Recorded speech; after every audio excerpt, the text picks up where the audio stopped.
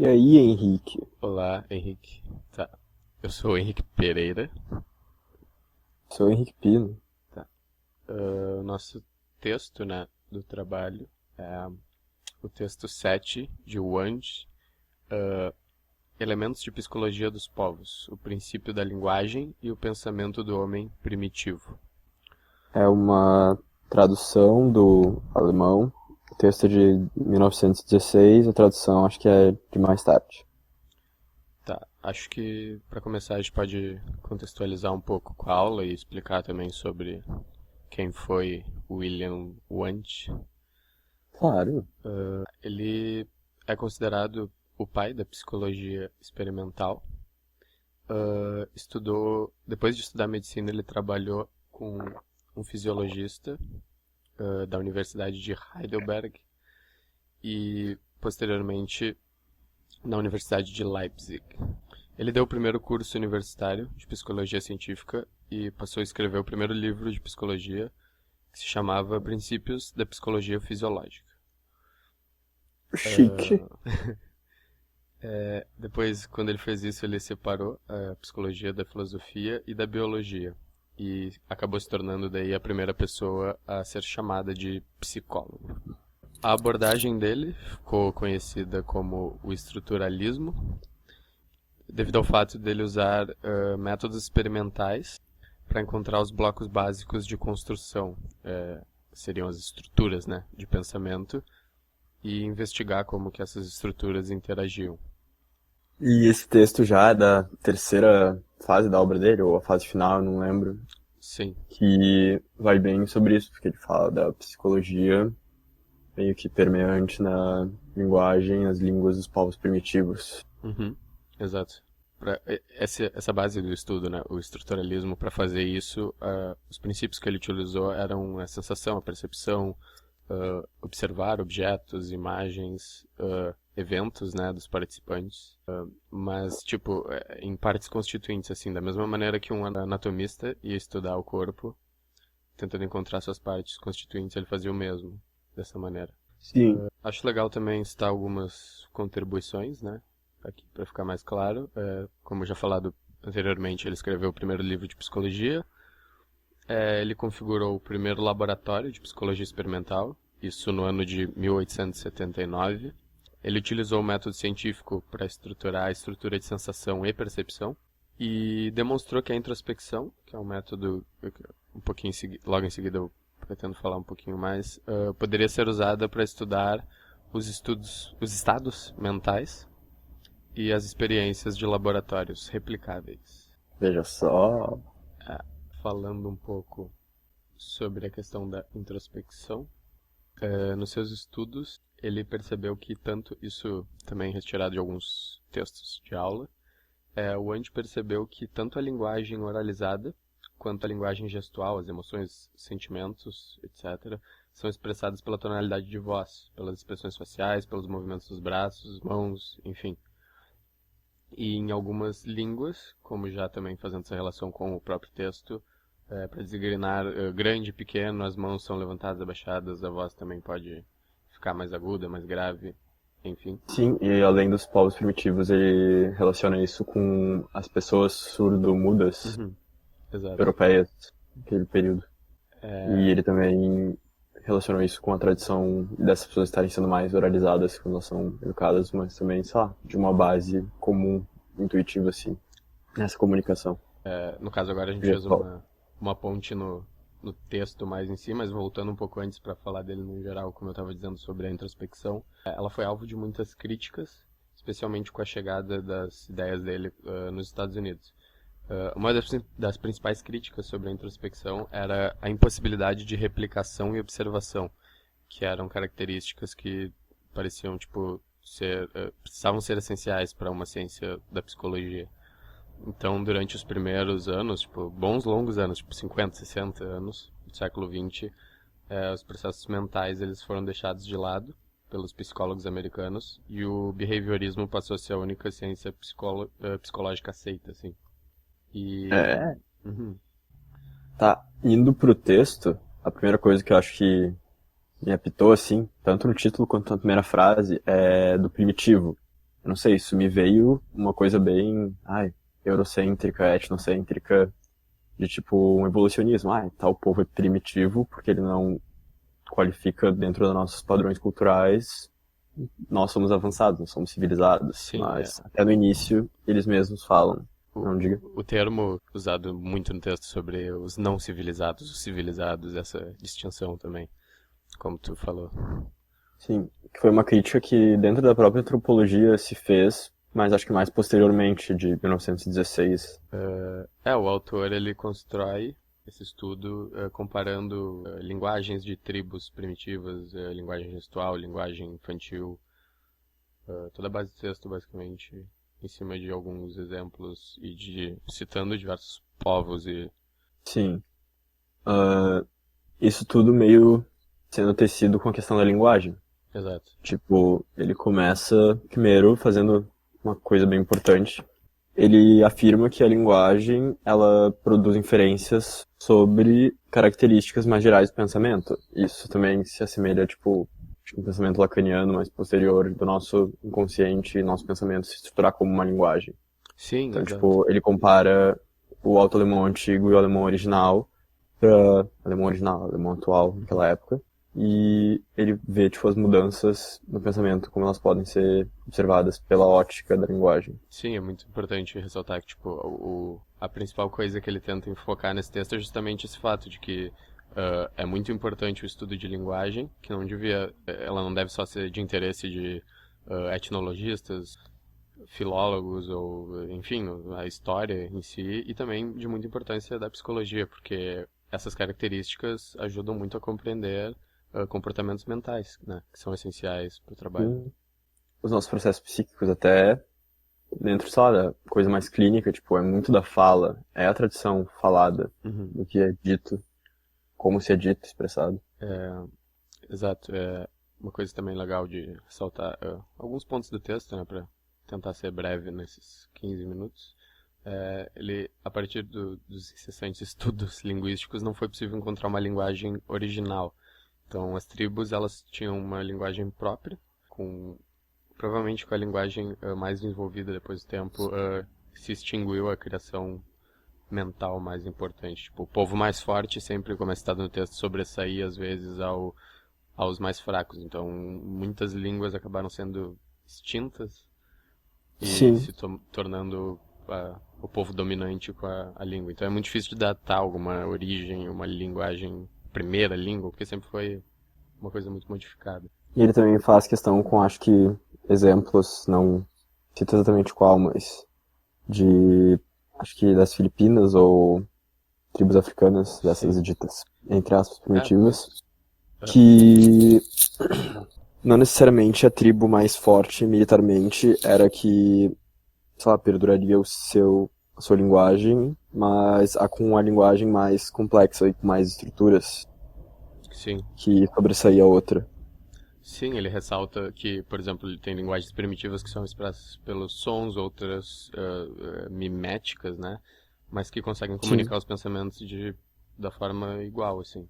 E a linguagem gestual mesmo, ela veio a surgir no século XIX, como uma ferramenta. E é louco isso, porque isso, na questão dessas tribos, era um conflito, só que não era um conflito, sei lá, militar ou físico, era um conflito totalmente simbólico, no plano das palavras, do que se é dito. Também fala relação com, sei lá, viagens anteriores, onde essas tribos podem ter entrado em contato e passado a linguagem. Sim.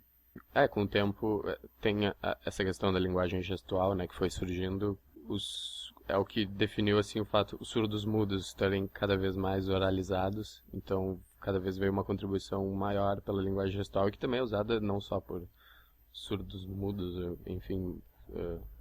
Sim, mas faz uma ressalva disso no texto, de que normalmente linguagens gestuais, elas são utilizadas para não se fazer barulho.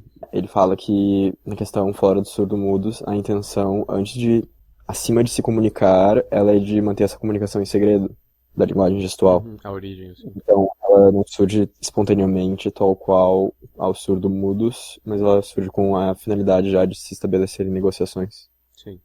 Ele também faz um parâmetro com índios norte-americanos e australianos, com um europeu civilizado, na questão de que, tipo, muitos elementos da linguagem dos gestos dos surdo-mudos europeus podia ser encontrado nos índios e vice-versa. Sim, é importante ressaltar que a linguagem gestual, ela não obedece às mesmas leis que uma linguagem falada. A comunicação seria o aspecto primordial e não a qualidade convencional sobre a linguagem em si. Essa característica ela pode ser comparada com as línguas faladas primitivas, em que a inteligibilidade é mais fundamental. Sim, e acho que nesse gancho também, ele fala no texto sobre uma coisa que é chamada como impulso à comunicação. Uhum. E isso é muito louco, acho que isso vem muito da nossa natureza, que somos seres de linguagem, a gente precisa do outro, da nossa reciprocidade, que faz com que a gente se estrutura como sociedade, diferente de outros animais, que por mais que eles tenham suas formas de linguagem, de se expressar, elas são reduzidas, elas não são tão estruturadas quanto as nossas. Sim. Bom, seguindo mais à frente, assim, de uma maneira geral, o texto falando sobre algumas leis gramaticais, sintáticas, né, elas são construídas de formas diferentes para cada língua e para cada cultura, consequentemente.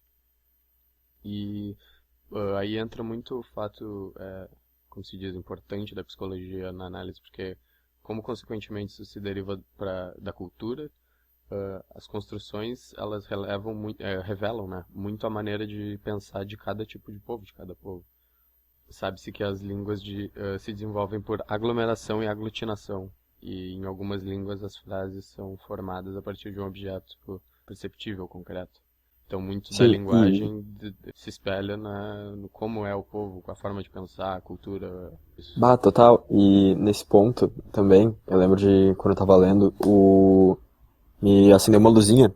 Tem o Marcos Banho, que é um linguista, ele fala essa frase que eu vou citar num contexto brasileiro de preconceito linguístico, mas eu acho que se aplica aqui também, que é que a língua voa enquanto a mão se arrasta. Uhum.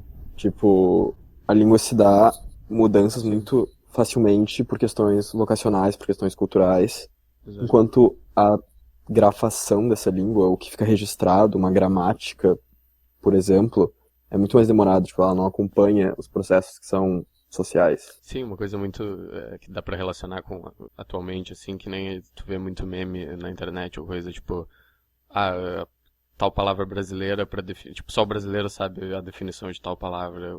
Tipo, mano do céu, um negócio, tipo, que literalmente expressa muito a cultura, expressa um sentimento que tu não tem como traduzir de outra maneira, de outra língua, e que se a pessoa não, ela pode aprender, por exemplo, ela é de outro país e aprende a língua 100%, é fluente, mas se ela não tiver, por exemplo, morado aqui, convivido com as pessoas, tem muita coisa que se define da cultura e do sentir, do comportamento que não vai poder ter sido aprendida apenas por um Sim, são estudo. questões simbólicas dentro de uma linguagem, Exato. gírias, expressões que não cabem à gramática, ou que se cabem à gramática ainda não compõem, sabe? Não vai Exato. ser ensinado em um curso de idiomas.